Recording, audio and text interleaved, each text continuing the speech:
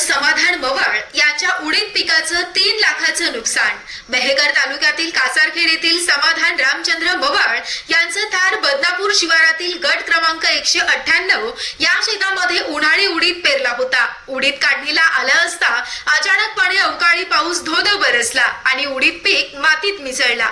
या पिकाच्या भरवशावर पुढे खरीप हंगामासाठी मशागत आणि पेरणीसाठी अवलंबून राहून मोठं स्वप्न रंगवत असताना ऐन तोंडी घास आला आणि पावसानं हिसकावून घेतला।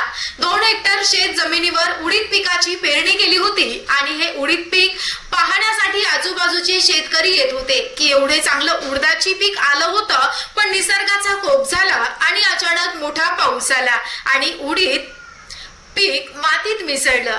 या उडीद पिकाचे अंदाज 3 लाख रुपयांचं नुकसान झालं असून सदरची माहिती प्रशासनाला कळवल्यानंतर संबंधित तलाठी कृषी सहाय्यक आले। त्यांनी उडीद पिकाची पाहणी करून नुकसानीचा पंचनामा केला।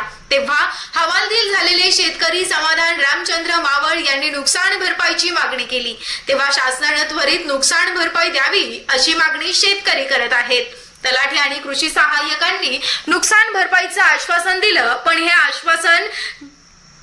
आश्वासनच राहिलं की काय शेतकऱ्याला नुकसान भरपाई मिळेल याकडे शेतकरी समाधान मवाळ यांचं नव्हे तर सर्व शेतकऱ्यांचं लक्ष लागलं आहे। समाधान मवाळ यांच्या उडीद पिकाचं नुकसान झालं, नुकसान भरपाई त्वरित द्यावी अशी शेतकऱ्यांची मागणी आहे।